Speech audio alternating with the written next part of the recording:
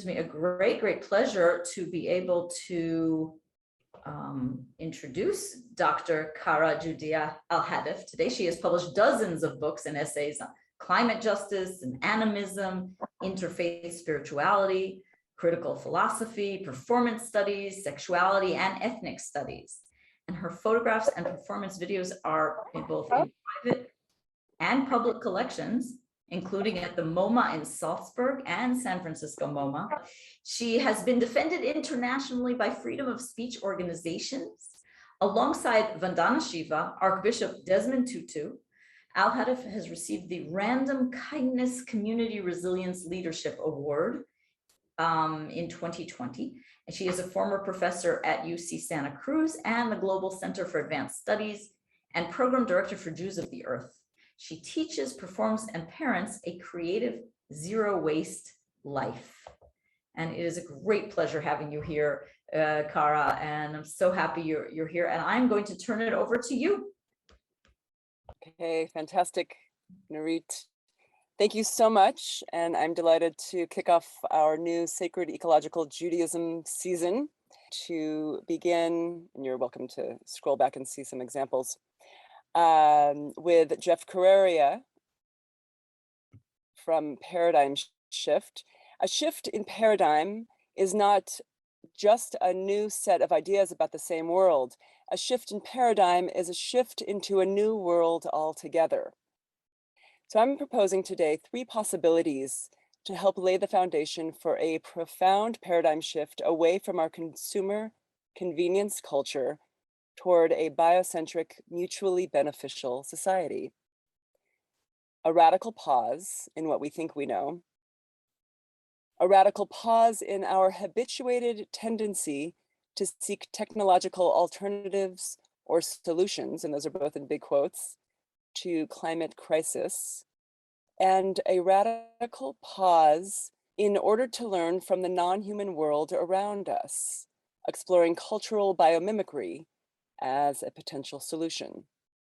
And I'm emphasizing radical so that we can acknowledge the roots of what we are pausing from and pausing into.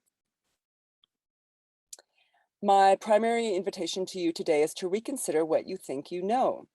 And I'd like us to begin with a sensory thought experiment. I'm going to state seemingly contradictory or antagonistic categories and ask that you feel in your body your responses when I say these words, these phrases. And if you're comfortable, please go ahead and close your eyes. Place one hand on your heart and one hand on your belly. And here are my categories that I'd like you to consider in a corporeal context. Israel, Palestine, pro-choice, anti-abortion, vaccination mandate, informed consent, vegan, meat industries, CAFOs, the concentrated animal feeding operations, death penalty, life imprisonment. I'd like you to notice how your body responded as you listened to me. Did you feel a sense of hardening? Is your pulse accelerating? Temperature rising? Did you feel a constriction within an us versus them illusion of separation? And that's primarily what we'll be discussing today. Or were you able to, or can you still, invite in a sense of pause? Allow your breath to deepen, willingness to actively listen and be vulnerable. Please go ahead and open your eyes. We all return now. In the framework of our Shmita year,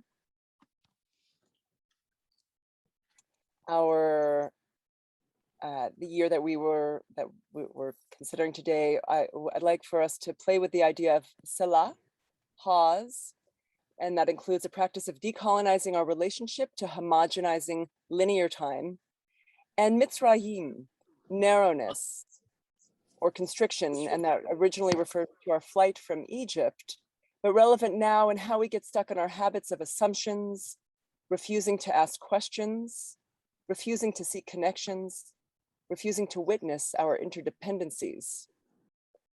And Scott Gilbert, who is here with us today, reminds us that making war is us against them. And on the other hand, shalom means to be in proper relationship, friendly reciprocity. He reminds us that the Arabic word salam also connotes being safe, secure, forgiven. Negotiation and prevention are difficult and take enormous amounts of humility, patience, and creativity. Peace requires a pause. It is the never completed process of what theologian Catherine Keller has called a respectful agonism. That's from Scott. Let us begin our peace pause negotiations with and through Shmita. The Shmita year reflects a cycle analogous to our weekly Sabbath, once every 7 years instead of every 7 days. Shmita is an exponential Shabbat. There are many ways we can explore Shmita. The year of release or letting go, an opportunity to reimagine our daily lives that fosters creativity and invites spiritual, intellectual, creative risk-taking. As most of you know, and perhaps will or already practice, Shmita invites us to restore balance to the land, re-examine our relationship with the world around us, with the divine, with our bodies and psyches, with one another individually and in community. We re-examine our relationship to money, accumulation, generosity. In the Shmita year, we commit to rest in conjunction with multiple ecosystems. As Winona LaDuke reminds us, we are land. Maybe Nurit, if you'll add that to the chat too. We shift from anthropocentric habits to biocentric behaviors and choices. We release both humans and the earth from debt and all kinds of debt, including financial, emotional, structural. We take down gates, fences. We let go of our addiction to personal property. Communal ownership becomes the norm. The concept of ownership itself is reevaluated. Gleaning becomes an integral form of shared economics and hospitality, a sacred economics reflecting our Sephardic history of convivencia, conviviality referring to the golden age of Spain, during which Muslim and Jewish literature, science, and arts flourished in relation to each other. Convivencia can be framed as the apotheosis of non-binary relationships, those antagonistic categories from today's initial sensory thought experiment. Economic justice is integral to Shmita consciousness. Consumption practices are reevaluated. And as Jeremy Bernstein says, Shmita gives the world a rest from us.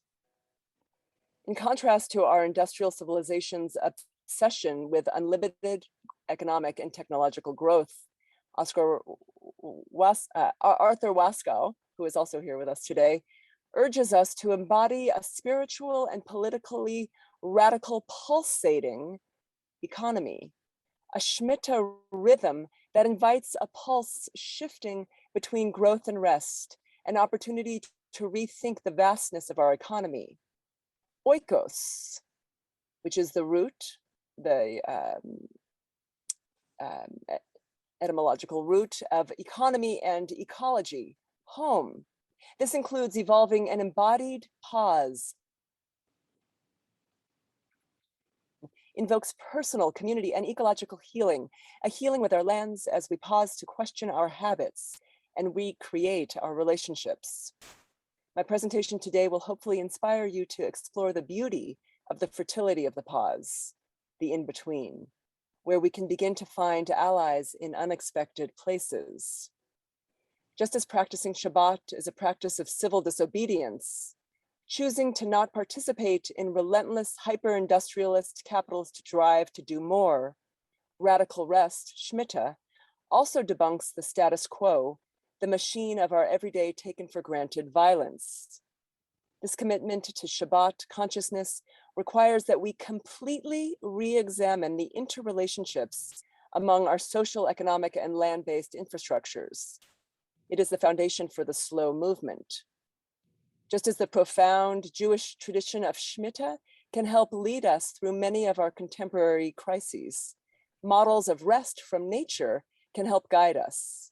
In order for us to practice tikkun olam, repair of the world, I'm suggesting we both embody our ancient traditions, our ancestral teachings, and our relationships found within biological processes and our natural world. My cross-cultural Jewish histories and philosophies, climate crisis, climate justice book, Zazu Dreams, Between the Scarab and the Dung Beetle, a cautionary fable for the Anthropocene era. Zazu Dreams explores these lived intersections. I connect mutual justice and shared consciousness that for hundreds of generations throughout the Middle East, the Caribbean, and India have nourished coexistence among humans and between humans and non-human nature. All of the images I am sharing today come from Zazu Dreams. When we learn how to internalize the tradition of Shmita, the Sephardic pronunciation for Shmita is Shmita. I have been using the Ashkenazic pronunciation Shmita, but I wanted to highlight the Sephardic pronunciation Shmita. When we learn how to internalize deep listening and deep receiving as a result of practicing the cycles of imbibing and digesting, we develop an ethic of empathy that urges us to expand our sense of play, vulnerability, and intuition, sensibilities that come from integrated rest and respecting our bodies and the earth's natural community, natural cycles. Deep culturally sanctioned empathy emphasizes a re-spiritualization of nature that embraces community and self-regulatory equilibriums. And I want to underline equilibrium in contrast to the idea of doing more. Like the metabolism of the human body and the earth's tendency towards homeostasis, the metabolism of our culture must be rejuvenated as a relational organism. In addition to inviting us to lives as we break down false binaries, the question I am asking us today is, what if adaptation to climate crisis didn't imply mass consumer reactionism to climate emergency? For example, buying more in order to protect ourselves from the natural world. What if adaptation functioned as a reflection of what nature is already teaching us? If only we were willing to listen. And I need to emphasize that the we to whom I'm referring today are those of us dominator cultures and dominator civilizations characterized by a middle-class standard of living that depends upon the exploited labor of others. I'd like to present a warning and then a proposition to each of you.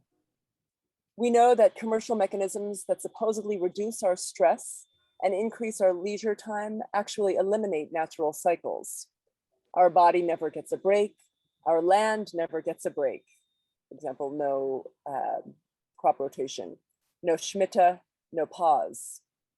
When we don't practice Shmita, our bodies, our human-made societies, and our natural environments get inflamed.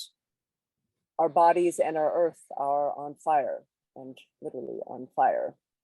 Inflammation happens when we get stuck in an antagonistic us versus them mentality. Our modern economic model of efficiency is based on further accelerating our speed-obsessed culture. We maintain economies of scale by actually using more quote unquote resources. Vandana Shiva, as so many indigenous activists, reminds us that techno-industrial concept of resources itself is rooted in capitalist colonialist histories. Shiva says, resource implied an ancient idea about the relationship between humans and nature, that the earth bestows gifts on humans who in turn are well advised to show diligence in order not to suffocate her generosity. In early modern times, resource therefore suggested reciprocity along with regeneration. It sounds like Shmita to me. With the advent of industrialization and colonialism, however, a conceptual break occurred. Natural resources, quote unquote, became those parts of nature which were required as inputs for industrial production and colonial trade. That's Vandana Shiva. We build bigger houses, use more electricity. We build cars that reduce the cost of driving and lower barriers to commerce. We consume more products made with toxic materials, too often in other countries using slave and child labor. In the name of efficiency, we are suffocating in Jevons paradox. And in 1865, at the age of 29, William Stanley Jevons wrote The Coal Question, in which he stated, quote, "It is a confusion of ideas to suppose that the economical use of fuel is equivalent to diminished consumption. The very contrary is truth." Jevons' paradox of efficiency is central to what I believe to be a common misconception of the potential of Shmita. And this is what I would like much of our dialogue to focus on today. I've been attending dozens of Shmita events hosted by Jewish environmentalists. Unfortunately, quote unquote, renewable energies have come up many times as an example of Shmita. I suggest quite the opposite.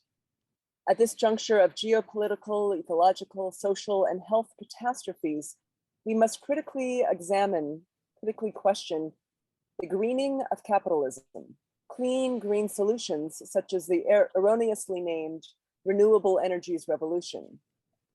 In climate crisis discussion, too much attention is on institutional band-aids, technological fixes, and consumer distraction. Too much attention frequently disseminated through greenwashing. For example, on the surface, renewable energy appears to offer critical shifts towards an ecologically, economically, and ethically sound society. However, renewable energies, the green economy, and clean technology have become radical diversions from the actual crisis that extractive industrial capitalism generate. The roots and implications of these perceived solutions to climate crisis may unintentionally perpetuate ecological devastation and global wealth inequities, actually diverting us from establishing long-term regenerative infrastructures, capitalist solutions to a capitalist problem, i.e. climate chaos. Perhaps temporarily abated, they ultimately conserve the original crisis.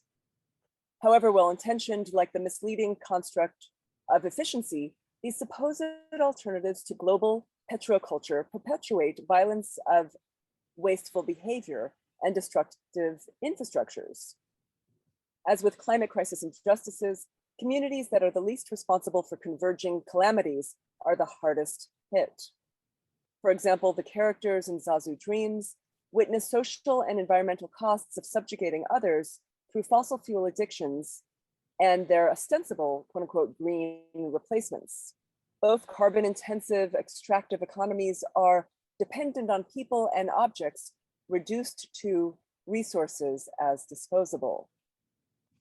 Fallacious renewable energies like fossil fuels are rooted in economic growth. In order to re-examine cross-cultural and cross-species community models of lifestyle activism, I am suggesting that we all question the underpinning values of replacing one form of corporate tyranny, fossil fuels economies, with another, renewables, that ironically, and in fact, not ironically, continue to depend on those very fossil fuel economies. Because of the dependency on extractive mining, fossil fuel-based infrastructures, and electronic waste, e-waste, focusing on spurious renewable energies as a solution for our climate crisis maintains the illusion of our separation from ourselves and from nature. And we can't forget that we are nature. In our petroleum pharmaceutical addicted cyber world, our collusion with corporate and imperial forms of domination sustains our techno-euphoric race into a sanitized, hyper-electrified 5G future. And this includes the renewables revolution. What if we could learn from creatures that communicate using extraordinarily evolved sensitivity to their environment, rather than our cultural somnambulism that we have so easily slipped into. This is where we can recognize and embody a practice of Shmita. And this is clearly not a new proposition. For thousands of years, cultures across the globe have practiced this kind of cultural biomimicry. What if modern industrialized civilization, like big telecom, could adapt behaviors and infrastructures rooted in ancestral animism?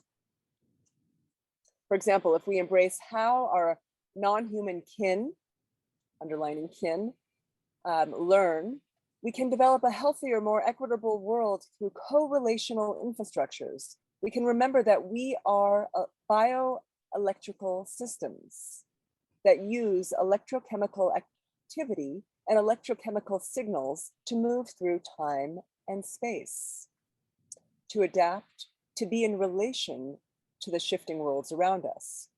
This is the foundation for co-beneficial interrelationships in Ecozoic, which we will explore.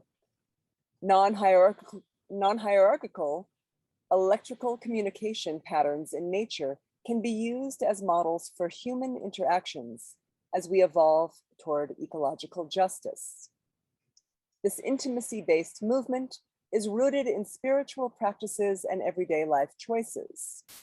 It resonates with geologian Thomas Berry's concept of the Ecozoic, in which humans share mutually beneficial relationships with the world around them, around us.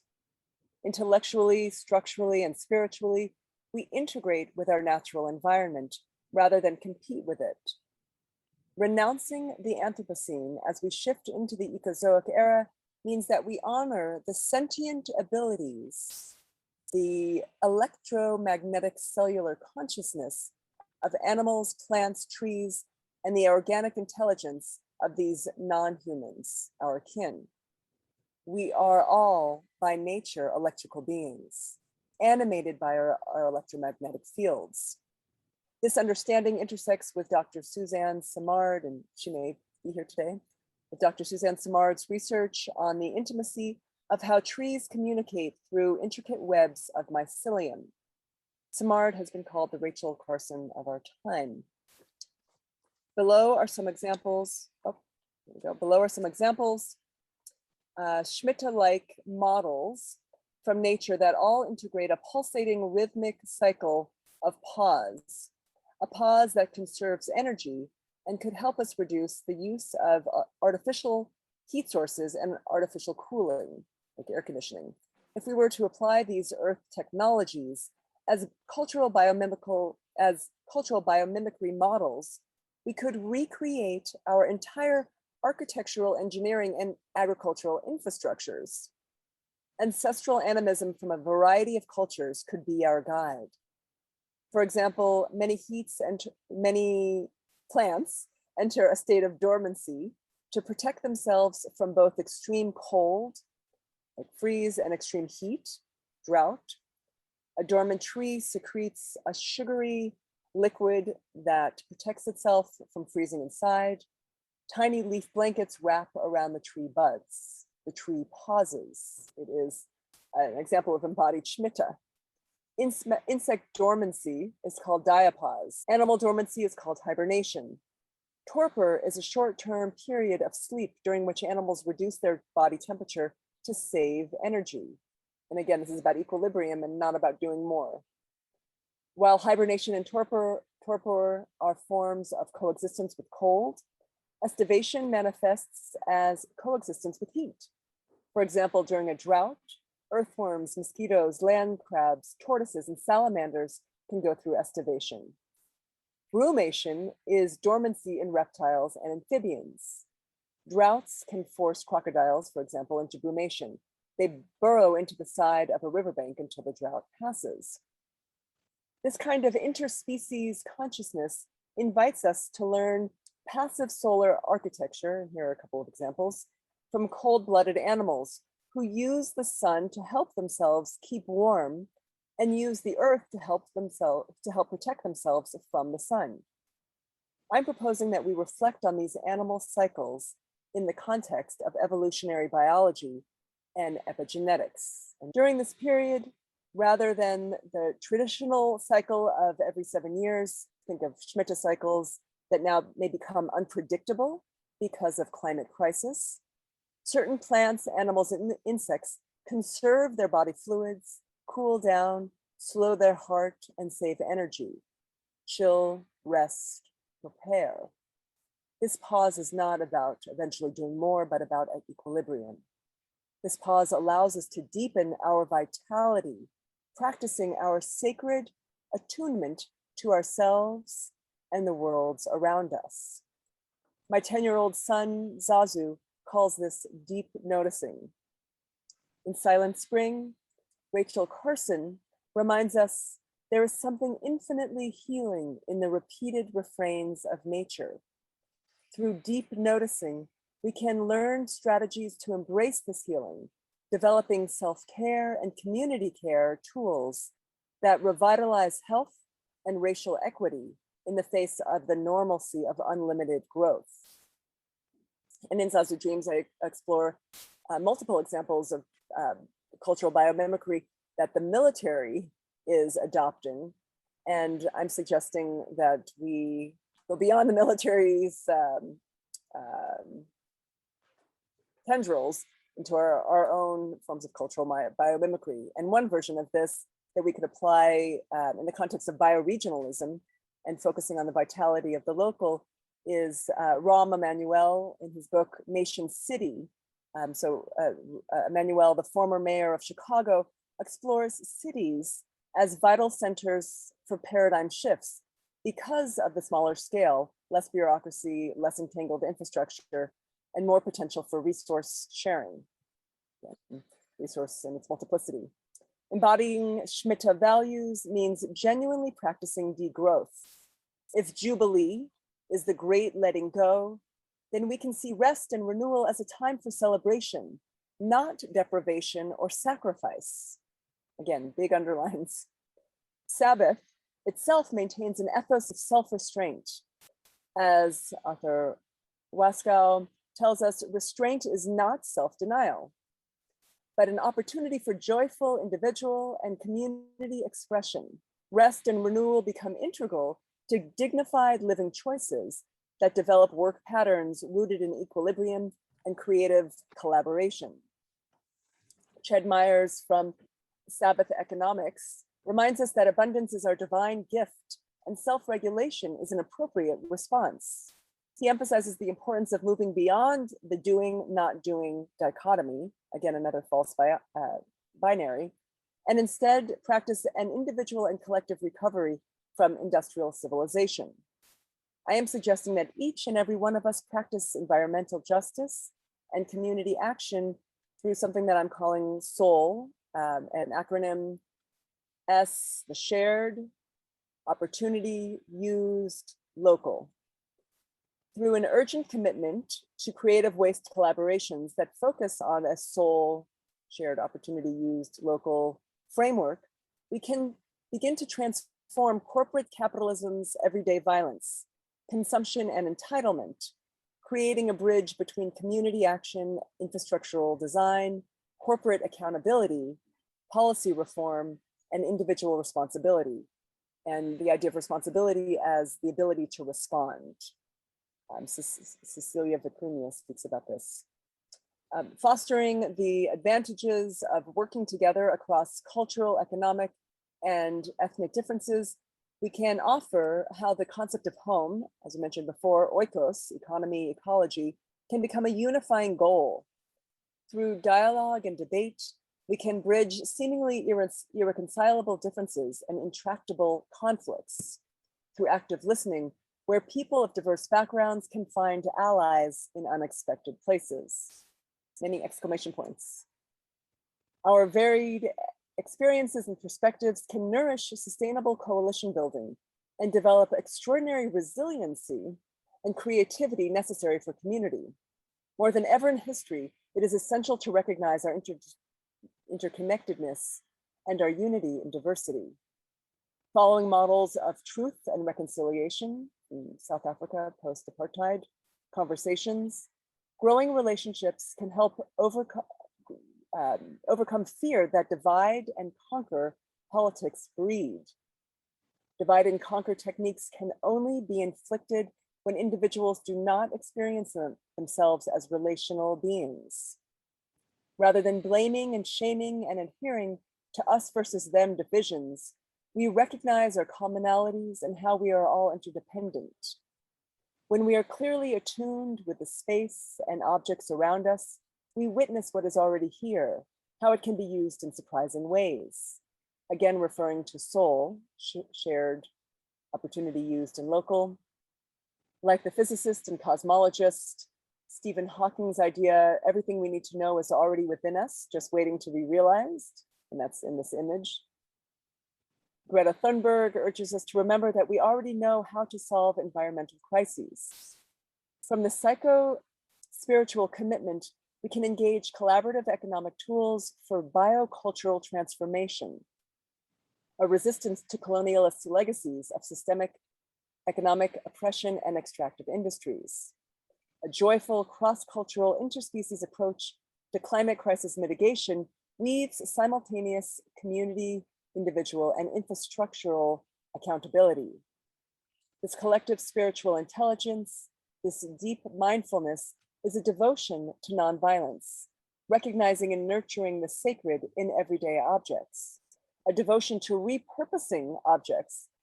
And this goes back to the electrical or electromagnetic frequencies, and that we are all bioelectrical entities. To repurposing objects, constructing co-beneficial regenerative infrastructural support systems is an antidote to industrialized convenience culture. It is an embodiment of salah, pause. Similarly, as we unlearn Mitzrayim, so we began today with this idea of comparing salah, pause, to Mitzrayim, narrowness and constriction. So as we unlearn this constriction, our internalized oppression of habituated obedience, fulfilling the status quo, we can learn from waste-consuming creatures that coexist with their environments. As a response to my own challenge, this is a personal narrative of how to weave social justice and environmental ethics into our daily lives, my family and I bought a used school bus. Our repurposed tiny home is a personal embodiment of Shmita consciousness or Shmita ethos. We shared our dreams of living in a tiny home that we would make ourselves using only reclaimed, repurposed materials and equipment. It took us 30 days and a total of $5,000 to transform the love bus, saving it from its fate of being stripped, sold, and crushed. Our family brainstormed to change our habits, and we discovered unexpected solutions within the pause, a collaborative pause. We felt like dung beetles that use others' waste to build their home and feed their family, or like sea slugs that eat debris off the ocean floor. Like the humpback whale in Zazu Dreams reminds us, when humans throw things away, they've got to understand that there is no way. Instead, we all must learn from waste-consuming creatures that coexist with their environments. When we move beyond boundaries, we inhabit the pause. This Shmita consciousness invokes a personal political practice, not only of letting go, but simultaneously a practice of receptivity, being open to the unknown.